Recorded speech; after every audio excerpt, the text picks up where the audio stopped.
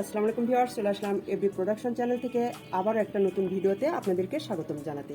আজকে আমি যে রেসিপিটা নিয়ে হাজির হয়েছি তা হলো কিভাবে ট্যাংরা মাছ আমি ভুনা করি, সেই রেসিপিটাই আপনাদের সাথে আজকে শেয়ার করব। চলুন তাহলে দেখা যাক, কোথাও যাবেন না, আশা করি ভালো লাগবে। আর তার আগে অনুরোধ করবো অবশ্যই চ্যানেলটা সাবস্ক্রাইব করবেন। মাছগুলো বাজার থেকে নিয়ে আসছে, এখন কেটে নেব আমি এগুলো।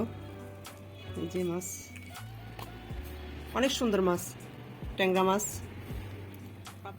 আমি সবগুলো ট্যাংরা মাছ এভাবে কেটে নিয়েছি। আমি এইটুকু আজকে রান্না করব, ভুনা করব, আর বাকিটুকু সব রেখে দিয়েছি ফ্রিজে। এখন এই মাছের ভিতর সামান্য পরিমাণ লবণ দেব, আর দেব সামান্য পরিমাণ হলুদ গুঁড়া। এখন লবণ হলুদ দিয়ে মাছটা এভাবে মেখে নেব। মাছটা মেখে নিয়েছি, আর চুলা ধরে একটা ফ্রাই প্যান তুলে দিয়ে রান্নার রেগুলার সয়াবিন তেল দিয়েছি, একবারে খুবই কম পরিমাণ, যেটা না দিলেই না। এখন মাছগুলো এর ভিতরে দিয়ে দেব। এক পাশে মাছ হয়ে গেলে উল্টে দেবো, আর এক পাশে হালকা করে ভেজে নেব। দুই পাশে মাছগুলো এক পাশে হয়ে গেছে, এখন আমি উল্টিয়ে দেব। তো আমি দুই পাশে মাছগুলো সুন্দরভাবে ভেজে নিয়েছি। এই যে দেখুন, খুব বেশি ভাজার দরকার নাই, হালকা ভাজলেই হয়ে যাবে। এখন আমি মাছগুলো উঠিয়ে নেব। এই যে দেখুন কেমন হয়েছে। মাছ তুলে নেওয়ার পর যে তেলটা থেকে গেছে তার ভিতরে আমি পেঁয়াজ এভাবে আদা বাটা করে নিয়েছি, ওটা দিয়ে দিলাম। হাফ কাপের মতো আদা বাটা দিলাম।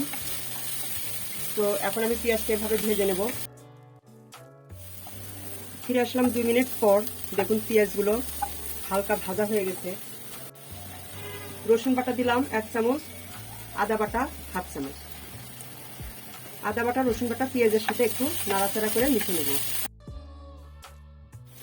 1 মিনিট নাড়াচাড়া করে নিলাম। এখন দেব সামান্য গরম পানি, আপনারা নর্মাল পানিও দিতে পারেন। তো সামান্য পরিমাণ পানি দিলাম। এখন আমি বাকি উপকরণগুলো মিশাবো।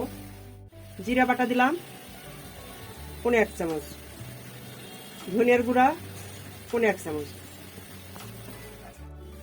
লবণ স্বাদ মতো, কম হলে পরে দেওয়া যাবে।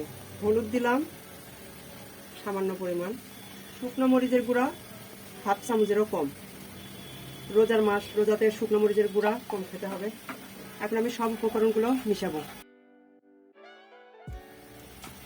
আর একটু পানি অ্যাড করব, আর ঢেকে দেবো। এখন ফিরে আসলাম 3 মিনিট পর।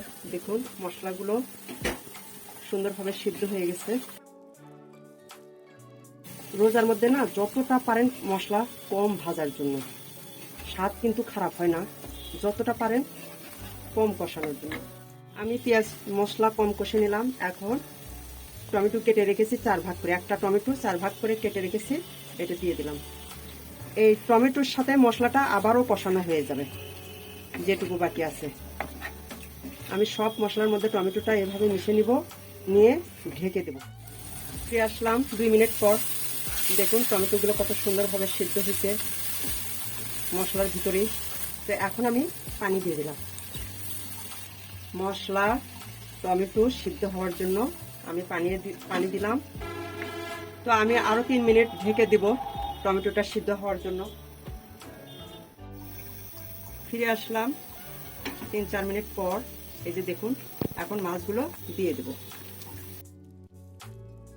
দিব 2টা কাঁচামরিচ, এই যে 2 ভাগ করে রেখেছি, এভাবে দিব। সামান্য ধনিয়ার পাতা কুচি। আপনারা অবশ্যই তরকারি নামানোর আগ দিয়ে লবণটা চেক করে নেবেন। আবারও ঢেকে দিব 4 মিনিটের জন্য। 4 মিনিট পর ফিরছি।